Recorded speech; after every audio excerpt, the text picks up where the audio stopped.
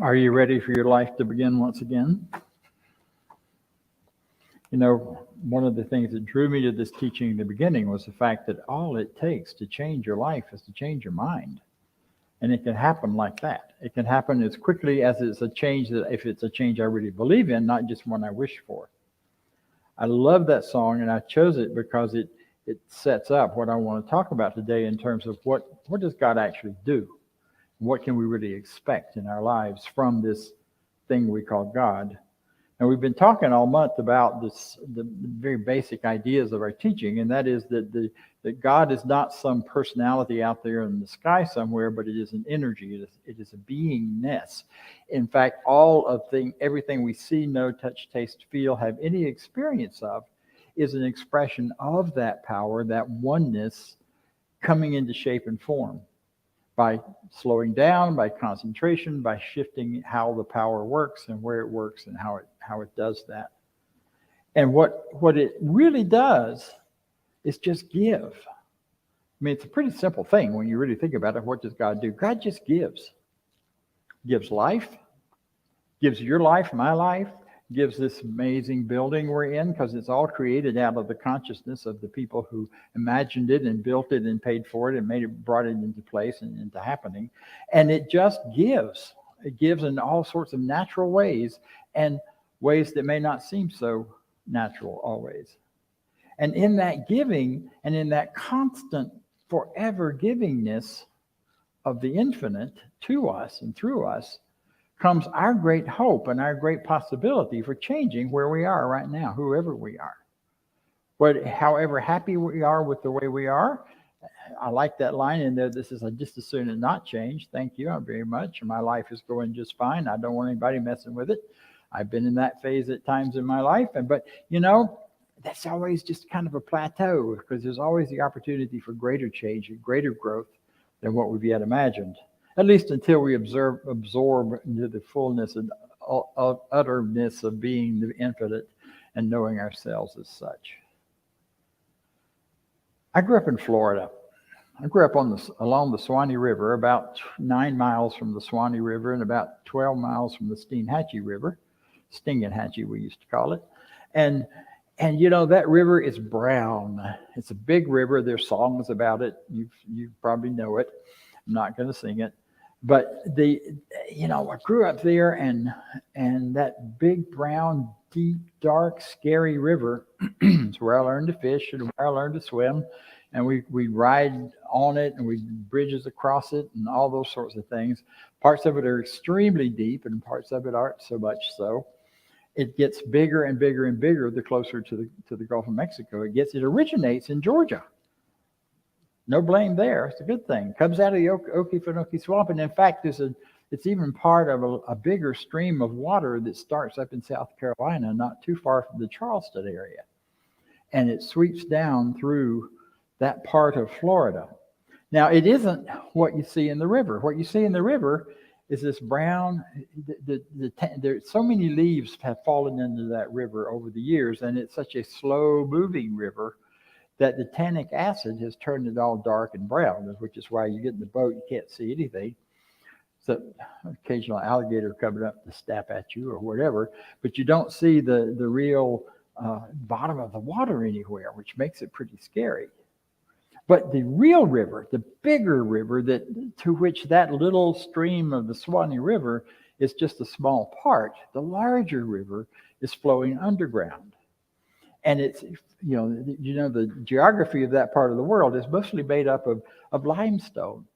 And so the limestone has opened up and washed away gradually at depth and allowed this flow of water, massive amount, biggest aquifer maybe in the world actually coming down through there as it opens up. And the way you know that that's true is all along the Swanee River are these amazing springs. And they not only bubble up in the bottom of the river, but they are off to the side in different places. Blue Springs and Garnto Springs and Hart Springs and Fannin Springs, and on it goes. They're all just a few miles apart, running the entire length of the river. And wherever that spring is, it's bubbling up, pure and clear, beautiful water, drinkable water, Most of the time. No problem drinking it. No problem swimming in it. Cold, oh my goodness. It comes from way down where the sun doesn't shine. And so it's pretty cold and pretty frigid. Some of those springs run like 40 to 60 degrees year round. And which is in the wintertime, it's kind of okay, but in the summertime, it's cold. So the whole business of this, and what I'm trying to get to or trying to illustrate here, is that's what God does. That's what this infinite power does. It flows through everything in life, and then it bubbles to the surface as you, as me, as everything we see. And as it bubbles to the surface, it shows up in its beauty, in its power, in its clarity. And our part in this becomes keeping the doorway open so more and more of that goodness, that life, that purity of life can flow through us.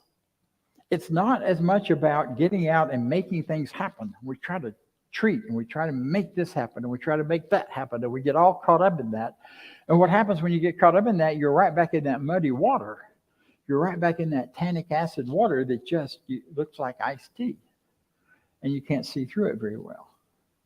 But there's a spring inside of each of us that is connected to that universal spring of spiritual energy and life and water. And that's where, as the more we tap into that, the more we develop our awareness of it, and the more we choose to live from it, the freer we become in how we live and what we live. And the more easily we can do what the singer was on the screen, what the singer said about stepping up to the light. It's stepping up to the light. It's stepping down into ourselves to the light. It's stepping out to the light in our awareness. It's moving to a higher, bigger, broader, deeper expression, experience of consciousness that is always there for us. No matter what you're going through, no matter what you've been doing, no matter how your life has been unfolding. So our task is not so much, like I said, to make things happen, as it is to enjoy what is already happening in us and what is already there and available to us. And that, in order to do that, we have to sometimes let some stuff go in order for us to be more clearly in that flow and having that flow of goodness and life and freedom and joy and prosperity and all of these things we talk about flow through us. I first heard this idea from Emerson back as a kid. My grandmother had the complete works of Emerson on her shelf, and when I got bored and couldn't think of anything else to do, I'd read it. Didn't have any idea what kind of an influence it would have on my life, but it has. And when I walked into this teaching the first time and heard Emerson quoted, I'm like, holy Moses, I'm home. I didn't know there were people who believed this and actually had a spiritual practice built around it. So Emerson said we have to get our bloated nothingness out of the way of the divine circuits to allow it to flow through us. One of the images of this is the idea of water flowing down from a high place, where in ancient Rome they did a great job of doing that, running it first of all through ditches and winding in and around the mountains so the water would come down to them. But then they discovered pipes. And they could put it in a pipe and would run down a mountain, but then they could go up another mountain that wasn't as tall. So it was always flowing. And anytime the water stopped flowing or seemed to not be flowing, it wasn't because it wasn't water. It's because something was blocking. And that's what we're about here. It's unblocking the flow, unblocking the pipes, unblocking that within us, which so desires to express life and love and goodness and joy and relationships and all those things. And the only thing stopping it is whatever we may be thinking and believing and doing that stops the flow. So how do you unblock this? Well, what they had to do back in the Roman days, if the water stopped flowing, was they had to follow the stream back towards the source until they found out where the blockage was. So we have the same job. We have to follow the stream back to the source. And the place we follow that stream is inside of us. Now you may get some images, some ideas of what's blocking by what's happening in your life. We say the life out there is a mirror, so But it's not a complete mirror, because the life out there that mirrors you is also managed somewhat by your ego and by what ego has been telling you is good and bad and right and wrong. The flow I'm talking about is beyond right and wrong. It's that deep within flow that you just reach for and go for, and it's always there. So if you follow that back, and one of the ways to do that is, I'm having this experience. I don't like it. Follow the flow. Excuse me. Follow the flow back. So what's behind this experience? What can I be doing or believing that's creating this experience in my life? Because I know that life is lived from the inside out. So if there's something happening out there, there's something going on in here that has brought it forth and brought it forward. Because God's just giving me the energy and I'm shaping it. So when I look at that and then I look back, so what's behind it? I've got a health challenge. What's behind the health challenge? What's really going on with the physical body of mine? And I look behind my thinking and believing. So what do I believe about health? Well, the world tells me that if you get past a certain age, it's going to start falling apart. You just count on it. Your body, this sags and this breaks and this doesn't work well anymore and blah, blah, blah. And if you watch TV at all, or you're on YouTube or any of that, you see constant ads for things you've got to do to make sure it doesn't happen. You've got to be afraid of it. You've got to be scared of it. And if we're not careful, that belief system creeps into our consciousness, into our belief, into our knowing. And sometimes without even being aware. Or things happen in our life sometimes that throw up a block, like a big loss, or a situation that turns out to be anything but what we want to have in our lives. And that creates an experience, a belief in a constriction of the openness of the flow. There is so much crap going on in the world right now, and I'll use that word since we're broadcasting, that just makes me want to scream some days. And then I hear last night, there was another mass shooting in LA. And I'm going, when are people going to learn? Well, they haven't yet. We haven't yet. When I say we, I mean the human race. And when I see all of that and I think about that, I get angry about it, and I want to punch back, and I want to yell back, then I'm constricting the flow just as much as the person who did that. I'm not doing the same damage, but I'm constricting the flow of life that allows the freedom. And so the only way I can open that up, is to rise to that, step up to the light, and see the bigger picture. See that we all have the freedom to use this source that has no limitation. We all have the freedom to use it however we choose. And it doesn't say yes or no to that. It's impersonal in the sense that it doesn't choose. It's kind of like the electricity in that wall plug over there. It's just sitting there buzzing, waiting for somebody to plug something in. It doesn't care what you plug into it. It'll work just as well for a coffee pot as it will for electric hair dryer. Not that I need those. But, whatever, it's just automatic. It's there and it's ready for you. So when I hear and see these things, and I find myself dropping in consciousness to that level of right and wrong, good and bad, fighting against, fighting for, fighting, period, I'm constricted the flow for me and for people that I care about, if they are closely connected. So for me to open the flow, I've got to do some spiritual work around forgiveness. We don't talk a lot about that in this teaching. We should talk more about it. We don't do that because God doesn't forgive us. This infinite power flowing through us doesn't forgive us. It doesn't need to. It only sees the perfection of how we're using it. But we do individually. My little spring in the long aquifer of life can get really shut down by my own resentments and my own pain. And every so often, back in Florida where I grew up, there would be one of the springs would get clogged up. And they'd go in there with dynamite and blow it out. Well, don't suggest dynamite, but forgiveness is just about as strong. Forgiveness is a way to open that door. Meditation is a way to step up to the light. We teach meditation classes, and we do a lot of different things around that. The whole point here is that what it does is give to us all of these opportunities. Our job is to open it up and receive more so that we can give more.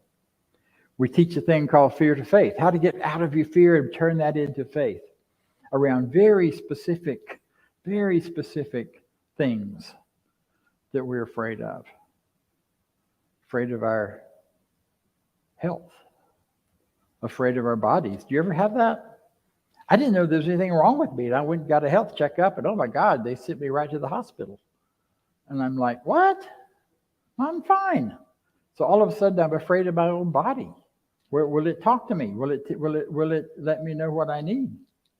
But thank goodness they sent me because of simple procedure, and I'm getting better and better every day. Because that was the opening that I needed and didn't even know I needed to begin to let this flow of life increase through me, in me, and as me. So whatever your fears, if you're afraid of right now, everybody's talking about what a terrible economy we live in and how awful it is, and your stocks may be going down, and whatever. So a whole lot of fear about survival and prosperity could come up.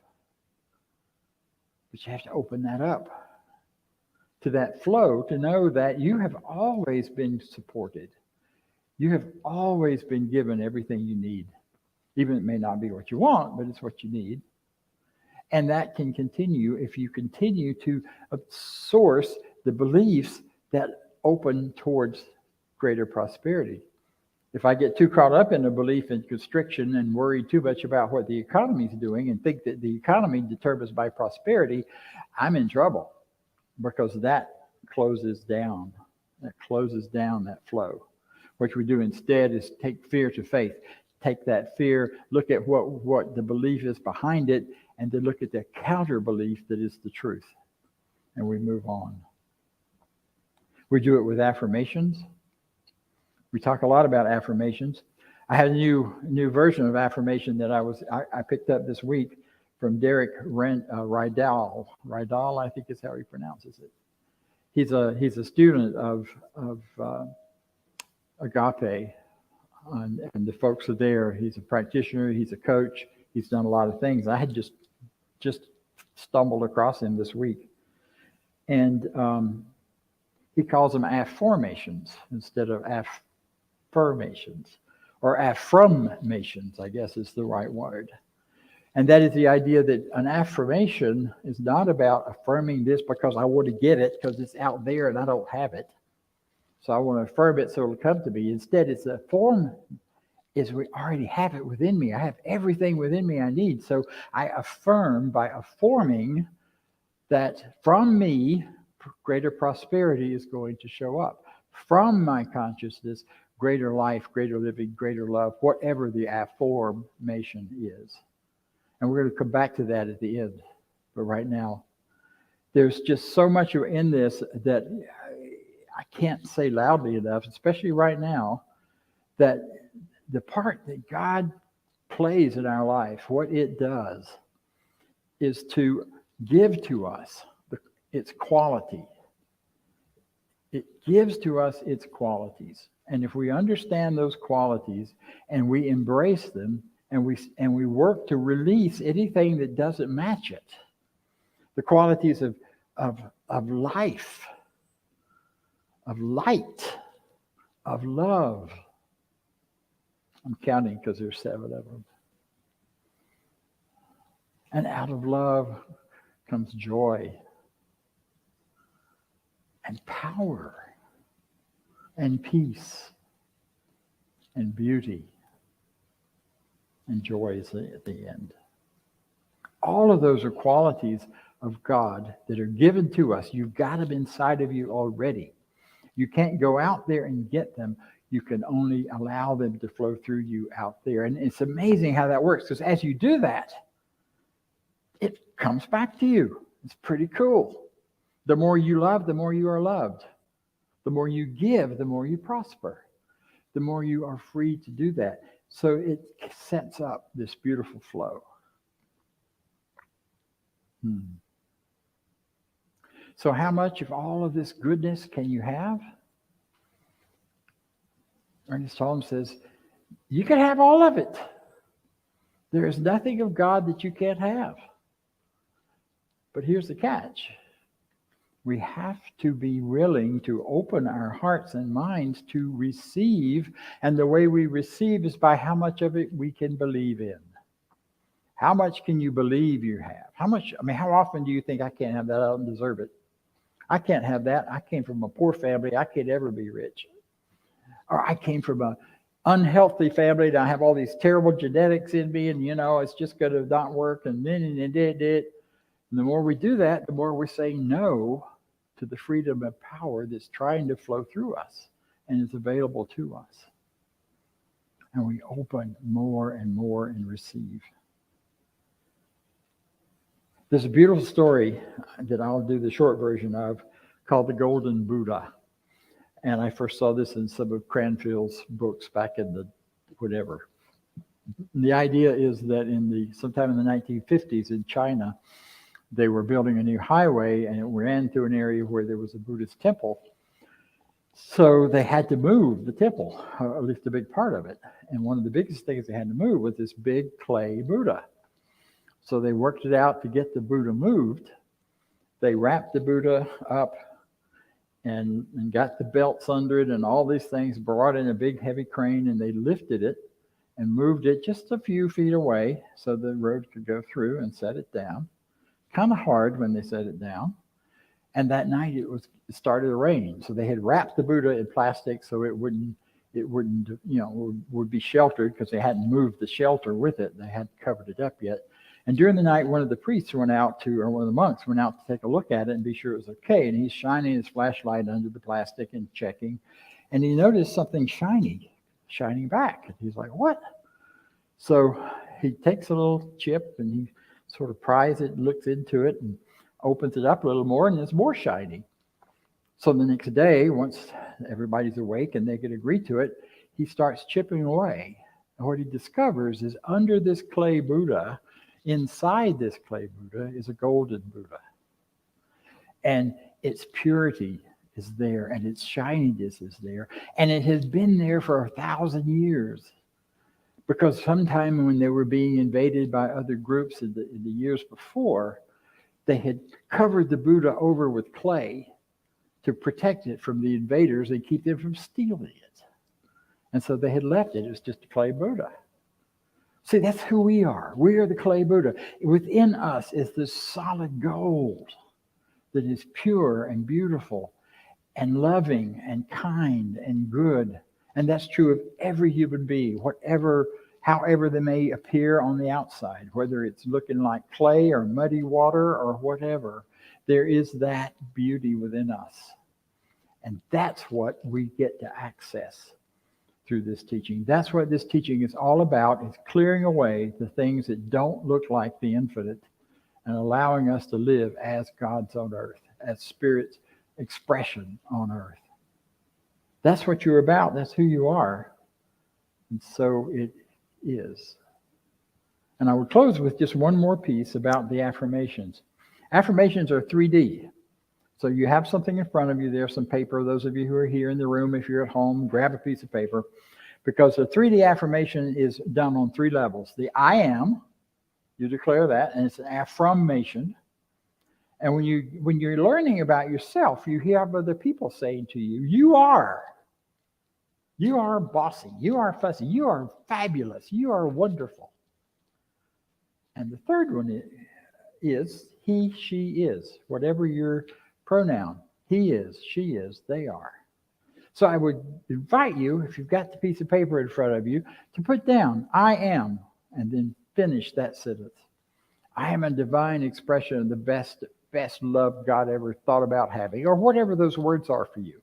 There's some pens back there. And then the next one is you are.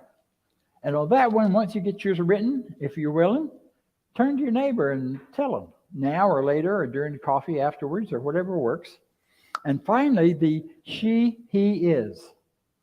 You know, that guy Vance in the back of the room, he is beloved. He is an absolute giving fountain of contribution and kindness and skill and ability. That's who he is. And he's a big old lover along with it. Or whatever your words are. Your words are what matter. What you can say that you can believe in. I am God's expression of itself being me. You are God's expression of itself being you. She is God's expression of itself being you, or they are God's expression of themselves being you. Whatever that is for you, it is the best, it is the way that it works, and it is what it does. So I invite you to accept that for yourselves. Know that you're wonderful, so am I, and so it is. Thank you.